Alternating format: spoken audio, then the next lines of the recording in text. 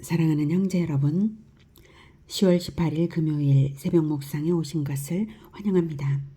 오늘부터는 사사기입니다.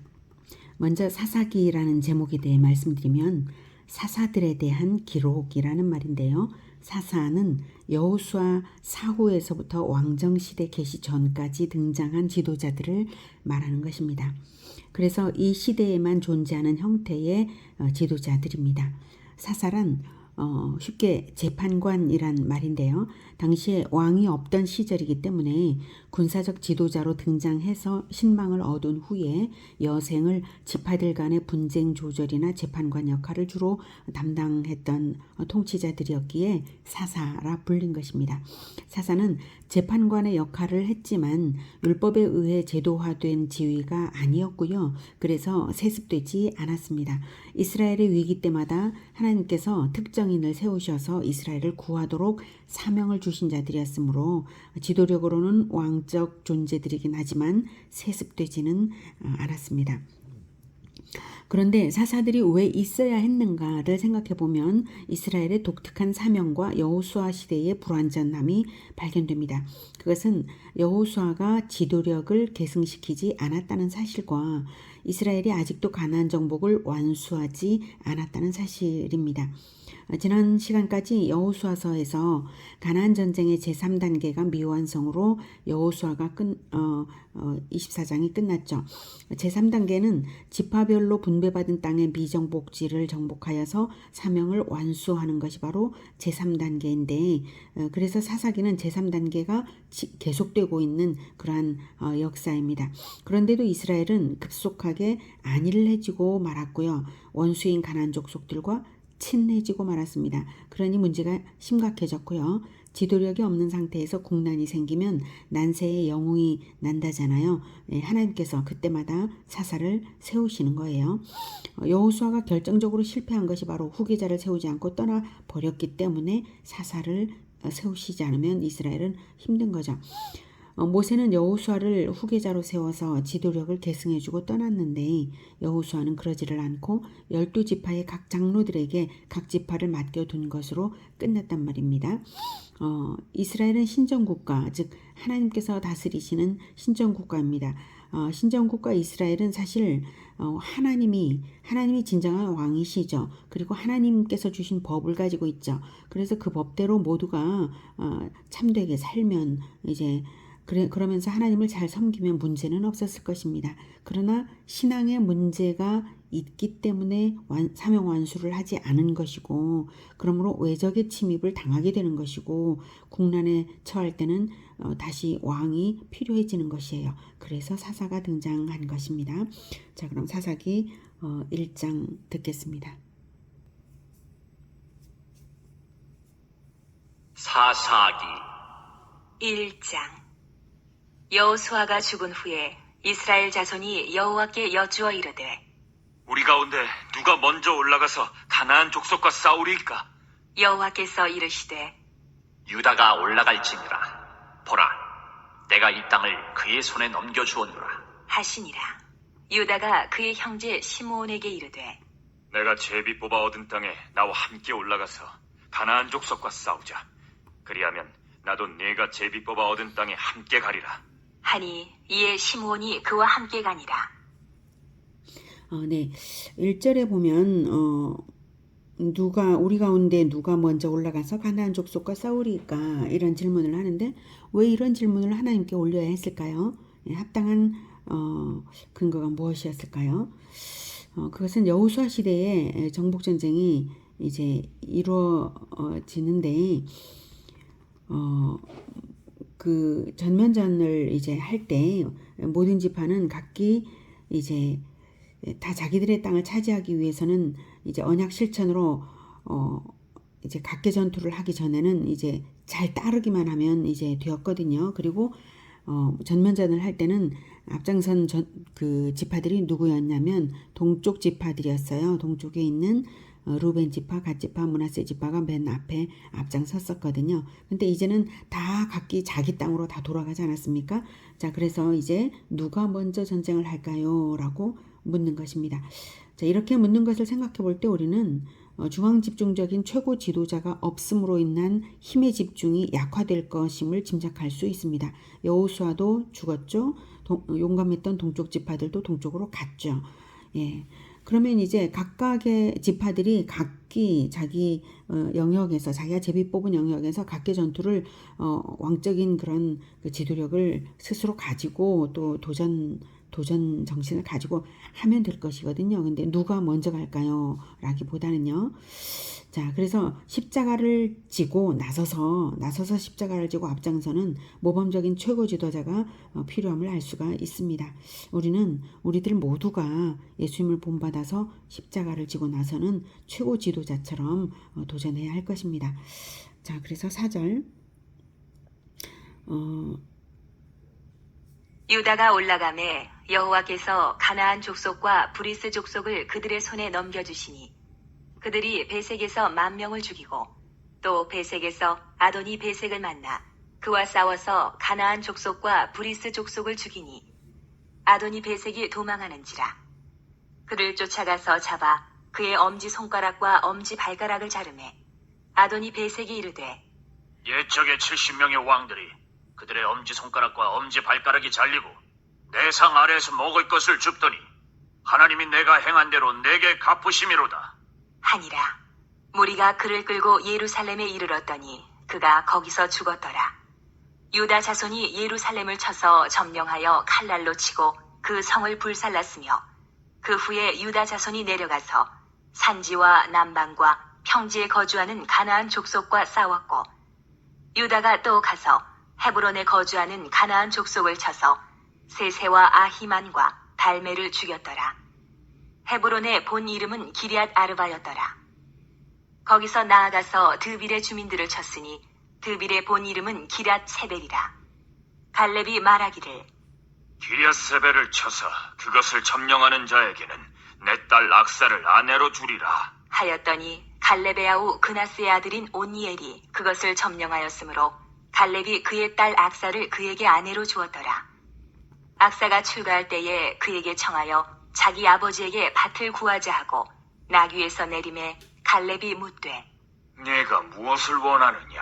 하니 이르되 내게 복을 주소서. 아버지께서 나를 남방으로 보내시니 샘물도 내게 주소서. 하매 갈렙이 윗샘과 아랫샘을 그에게 주었더라. 모세의 장인은 겐 사람이라. 그의 자손이 유다 자손과 함께 종려나무 성읍에서 올라가서 아란 남방의 유다 황무지에 이르러 그 백성 중에 거주하니라. 유다가 그의 형제 시므온과 함께 가서 스밧에 거주하는 가나안 족속을 쳐서 그곳을 진멸하였으므로 그 성읍의 이름을 호르마라 하니라. 유다가 또 가사 및 그 지역과 아스글론 및 그 지역과 에그론 및 그 지역을 점령하였고 여호와께서 유다와 함께 계셨으므로 그가 산지 주민을 쫓아내었으나 골짜기의 주민들은 철병거가 있으므로 그들을 쫓아내지 못하였으며 그들이 모세가 명령한 대로 헤브론을 갈렙에게 주었더니 그가 거기서 안악의 세 아들을 쫓아내었고 베냐민 자손은 예루살렘에 거주하는 여부스 족속을 쫓아내지 못하였으므로 여부스 족속이 베냐민 자손과 함께 오늘까지 예루살렘에 거주하니라. 네. 장자 지파인 유다 지파가 가장 먼저 가나안 완전 정복의 선두에 세워지고 있습니다. 유다 지파가 시몬 지파와 함께 전쟁을 이제 하게 된 것은 시몬 지파와 유다 지파가 제비 뽑은 영역이 함께 붙어 있어서 함께 전쟁을 한 것이고요. 베냐민 지파가 제비 뽑은 땅도 유다 지파 바로 위쪽에 붙어 있으므로 바로 이어서 차례로 언급되고 있습니다. 자, 그런데 2절에 하나님께서 분명히 보라 내가 이 땅을 그의 손에 넘겨주었노라 라고 하셨는데요. 그 뜻은 바로 너희들이 나서기만 하면 승리는 보장되었다 라는 뜻이죠. 그런 체험을 이스라엘은 많이 했어요. 요단강을 건널 때도 물이 출렁출렁 넘치는 그 요단강에 발을 담그면서 들어서니까 물이 끊기는 기적이 있었고 여리고 성도 역시 하나님께서 명령하신 방법대로 순종을 하니까 여리고성이 무너졌고 뭐 많은 기적들을 행했지 않습니까? 그래서 하나님께서 넘겨주셨다라고 하면 그냥 행동만 하면 됩니다. 자, 그런데 그것을 이스라엘이 잘 알 텐데도 불구하고 19절을 보면 여호와께서 유다와 함께 계셨으므로 그가 산지 주민을 쫓아내었으나 골짜기의 주민들은 철병거가 있으므로 그들을 쫓아내지 못하였으며 라는 것입니다. 여호와께서 산지 주민을 쫓아낼 때만 함께 계시고 골짜기 주민들을 쫓아낼 때는 함께 계시지 않았을까요? 그거 아니죠. 여호와께서 유다와 늘 함께 계셨지만 유다의 믿음이 산지 주민들을 쫓아낼 때는 하나님께서 함께 계셔라고 하는 이런 믿음으로 쫓아냈지만 골짜기 주민들을 볼 때는 하나님을 바라보지 못하고 그들의 그 골짜기 주민들, 골짜기에 가난한 사람들이 철병거를 가지고 있다는 것 때문에 공포를 느꼈기 때문에 지금 믿음이 약해져서 쫓아내지 못한 겁니다. 그래서 하나님께서 일하시도록 하지 못한 거죠. 쫓아내지 않아서 못한 겁니다. 네, 자 그런 거죠. 분명히 하나님은 넘겨주셨지만 유다가 두려워할 때는 못했다는 것입니다. 철병거는 철기 문명, 그 당시에 이스라엘은 철기 문명을 가지지 못했어요. 사실 이제 그 무기가 탱크가 있는 나라와 탱크가 없는 나라의 전쟁에서 탱크가 없는 나라 입장에서는 탱크를 보고 공포에 떨게 되겠죠. 그런 거랑 마찬가지로 철병거를 두려워해서 여호와의 함께하심을 신뢰하지 못했을 때 실패를 한 것입니다. 자, 분명히 여호와께서 넘겨주실 때는 되었죠. 그 구체적인 사례들이 쭉 나오고 있습니다. 4절에 보면 유다가 올라가매 여호와께서 가나안 족속과 브리스 족속을 그들의 손에 넘겨주시니 그들이 베색에서 10,000명을 죽이고 이렇게 했습니다. 베색에서만 하나님이 함께 하신 것이 아니라 하나님은 사람의 믿음이 어떠한가, 그 실천이 있는가 없는가, 그걸 보시면서 딱 합당한 만큼 역사하시는 것입니다. 하나님은 행한 대로 갚아주시는 분이시기 때문입니다. 그 행한 대로 갚아주시는 그 원리가 아이러니하게도 원수인 대적 아도니베섹의 입에서 이제 나오고 있네요. 5절부터죠. 또 베색에서 아도니베섹을 만나 그와 싸워서 가나안 족속과 브리스 족속을 죽이니 6절 아도니베섹이 도망하는지라 그를 쫓아서 가서 잡아 그의 엄지손가락과 엄지발가락을 자르매 7절 아도니베섹이 이르되 옛적에 70명의 왕들이 그들의 엄지손가락과 엄지발가락이 잘리고 내 상 아래에서 먹을 것을 줍더니 하나님이 내가 행한 대로 내게 갚으심이로다. 하나님이 내가 행한 대로 내게 갚으심이로다 아니라. 예, 무리가 그를 끌고 예루살렘에 이르렀더니 그가 거기서 죽었더라. 이렇게 패배하여서 처참하게 죽어가면서 아도니베섹은 하나님이 내가 행한 대로 내게 갚으심이로다 라고 한탄했습니다. 예, 맞습니다. 하나님은 행하는 대로 갚아주시는 분이십니다. 우리가 실천의 발걸음을 걸으면 실천을 하면 우리가 하나님께서 이기게 하시는 것이고 얻게 하시는 것입니다. 그러면 우리가 어떤 실천을 해야 하는가? 바로 우리 주 예수 그리스도를 본받는 실천이죠. 예수님께서 나를 위해 행하신 십자가처럼 나도 십자가를 지는 헌신으로 심는 것입니다. 예수님께서 죄인인 나를 위하여 죄인 구원을 위하여 십자가를 지은 것처럼 우리도 죄인 구원을 위하여서 헌신하는 것입니다. 그럴 때 세상을 얻는다라는 결론이 나옵니다. 나의 힘이 약하여 실천하지 못하겠는데 어떡하냐고 이렇게 생각하실 수 있습니다. 오늘 본문에는 아주 지혜로운 사람이 있습니다. 자기 힘이 약하니까 다른 사람의 힘을 빌려서라도 사명 완수를 하고야만은 실천의 사람이죠. 그는 바로 갈렙입니다. 8절부터 갈렙에 대해서 나오고 있죠. 유다 자손이 예루살렘을 쳐서 점령하여 칼날로 치고 그 성을 불살랐으며 그 후에 유다 자손이 내려가서 산지와 남방과 평지에 거주하는 가나안 족속과 싸웠고 유다가 또 가서 헤브론에 거주하는 가나안 족속을 쳐서 세세와 아히만과 달메를 죽였더라. 헤브론의 본 이름은 기랏 아르바였더라 라고 말하고 있는데요. 이 유다 자손 중에 유다 족속 중에 이제 갈렙이 있는 거예요. 근데 갈렙이 혈통으로는 이스라엘 족속이 아니에요. 이방인 출신입니다. 그럼에도 불구하고 지파로는 유다 지파에 소속이 되어 있었고 놀라운 실천을 했는데 자 11절부터 보면 거기서 나아가서 이제 드빌의 주민을 쳤으니 드빌의 본 이름은 기랴세벨이라. 기랴세벨이 바로 기랴세벨을 칠 때 갈렙이 어떻게 했는지 이제 나오죠. 유다의 계속되는 그 승전의 최고 공로자는 바로 갈렙이었습니다. 10절에 나오는 세세와 아이만과 달메는 바로 20절에서 말하는 이제 안악의 세 아들, 20절에서 안악의 세 아들이 나오거든요. 20절에서 말하는 이제 안악의 세 아들, 모세가 명령한 대로 헤브론을 갈렙에게 주었더니 그가 거기서 안악의 세 아들을 쫓아내었고라고 말하고 있잖아요. 그 안악의 세 아들, 즉 거인족의 세 왕들입니다. 이렇게 쫓아내었다. 거인족을 쫓아내었다라고 하는 것입니다. 즉 거인족을 쫓아낸 갈렙입니다. 자, 그런 갈렙이 자기 힘으로만 그렇게 한 것이 아니라 믿음으로는 하나님께서 무조건 주신다라고 하는 그 믿음이 있었지만 힘으로는 역부족이었죠. 예, 역부족인 것을 느꼈을 때에 어떻게 했다고요? 바로 이렇게 말했죠. 갈렙이 12절에 기럇세벨을 쳐서 그것을 점령하는 자에게는 내 딸 악사를 아내로 주리라 라고 했습니다. 이렇게 공로자에게 큰 상을 걸고 보상을 주었습니다. 자기 것을 내주면서 보상을 걸면서 반드시 이기고야만은 갈렙입니다. 그래서 그 보상을 받은 자는 갈렙의 아우예요. 형제는 용감하고 열정적 도전에서도 이제 닮았죠.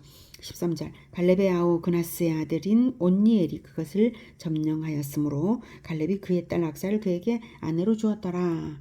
예, 그 당시에는 이제 근친 간의 결혼이 문제가 되지 않던 시절이었어요. 그래서 악사는 자기 삼촌에게 시집을 가는데요. 갈렙의 딸 악사도 아주 지혜롭고 야무지고 이제 도전적입니다. 자, 14절을 보면 악사가 출가할 때에 그에게 청하여, 그에게는 바로 온니엘입니다. 온니엘에게 청하여서 자기 아버지에게 밭을 구하자 하고 나귀에서 내림에 갈렙이 묻되 네가 무엇을 원하느냐 하니, 네, 자, 농지가 될 땅을 더 구하자 하고 온니엘과의 합의하에 아버지 갈렙에게 간청을 합니다. 여기서 나귀에서 내리는 것은 매우 존경하는 태도를 나타내는 것이고요. 자, 그래서 말을 합니다. 15절 이르되 내게 복을 주소서, 즉 선물을 더 달라는 겁니다. 아버지께서 나를 남방으로 보내시니, 남방은 이제 메마른 땅이거든요. 광야의 땅입니다. 그래서 남방으로 보내시니 샘물도 내게 주소서. 물이 부족한 땅이니까 샘물도 주셔야 됩니다. 이렇게 한 거죠. 그러자 갈렙이 윗샘과 아랫샘을 그에게 주었더라 라고 말하고 있습니다. 자, 갈렙은 악사의 요청을 아주 기쁘게 받았습니다. 하나만 아니라 둘씩이나 주었죠. 결과적으로 드넓은 땅을 온니엘이 받았는데요. 온니엘은 받을 만한 자여서 그렇게 받은 것입니다. 3장을 보면 3장에 이스라엘을 구하는 첫 사사로 온니엘이 등장을 합니다. 자, 오늘 본문의 초점은 갈렙이 사명 완수를 위해서 역부족인 자기의 힘을 이제 돕도록 큰 상을 주어가면서 사명 완수를 했다라는 사실입니다. 갈렙은 영토 욕심으로 전쟁을 한 것이 아닙니다. 사명 완수가 목적이었던 겁니다. 그래서 땅을 얼마든지 내어주면서 사명을 완수했던 영웅입니다. 이 정신이 중요한 것입니다. 우리 모두에게 사명 완수의 야무진 실천력이 있기를 축복합니다. 그리스도인이라면 이래야 합니다. 그래서 나 혼자만의 힘으로, 우리 교회만의 힘으로 하는 것이 아니라 함께 다른 사람들의 힘도 빌려가면서 연합하면서 하는 겁니다. 오늘 유다 지파가 그러고 있죠. 시몬과 연합하면서 함께 연합해서 내가 내 제비 뽑은 땅에 싸우러 갈 때 함께 해다오. 내가 너의 제비 뽑은 땅에 싸우러 갈 때도 함께 하겠다. 이렇게 하면서 얻어냈지 않습니까?